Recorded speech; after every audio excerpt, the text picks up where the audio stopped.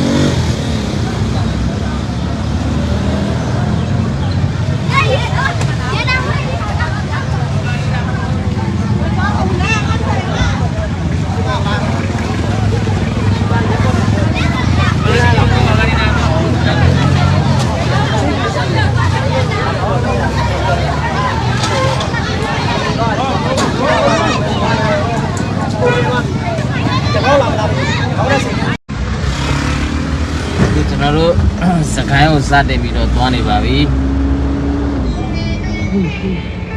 ဆိုတော့အခုတွေ့ရတဲ့လမ်းကတော့စကိုင်းသွားနေတဲ့လမ်းမှာပေါ့နော်လမ်းရဲ့အခြေအနေကိုကြည့်ပါလမ်းကတော့ကားတော့45ဒီဂရီလောက်ဆောင်းပြီးတော့မောင်းနေရတယ်ပေါ့နော်တော်တော်လေးကိုအခြေအနေဆိုးတယ်ပေါ့ဒါစကိုင်းတော့မရောက်သေးဘူးစကိုင်းရောက်ဘယ်လောက်ဖြစ်လဲတော့မသိပါဘူးဘာချမ်းကိုကြည့်ကြည့်ပါ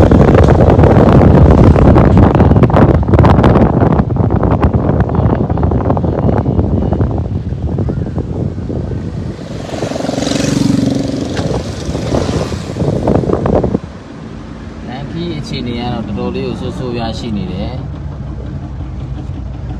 ဆိုတော့ဒီမှာကြည့်ပါအောင်လမ်းရဲ့အောက်ကို6ပေလောက်ထိနှိမ့်သွားခဲ့တယ်ပေါ့နော်ဒီလမ်းကျွံသွားခဲ့တယ်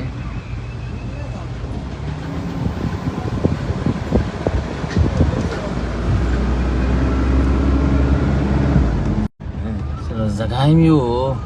ISKCON မြန်မာ Foodlife Foundation ရဲ့မန္တလေးကနေမှဒီလိုစားတောက်တွေပေါ့နော်ဒုက္ခရောက်တွေသွားပြီးဖို့သွားနေတာပါလန်ခီရဲ့အခက်ခဲကတော့အားလုံးမြင်တွေ့ရတဲ့အတိုင်းပါပဲအခြေအနေအားလုံးကတော့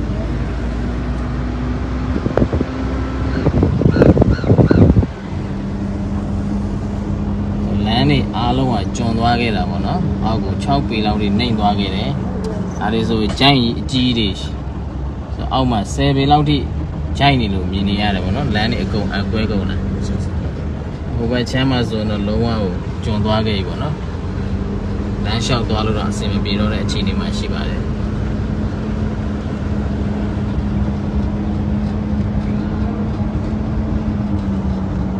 ဒီမှာကြည့်ပါဦးရဲဆက်ဆက်ကိုပျက်စီးခဲ့တယ်ရဲဆက်ဆက်ကိုပျက်စီးထားတယ်ဆိုတော့အခုပြင်နေရတာတော့စကိုင်းတရားပေါ့နော် ARD တရားပါဟိုဘက်မှာတွေ့ရတဲ့တရားကဟိုဘက်မှာတက်လာနေတယ်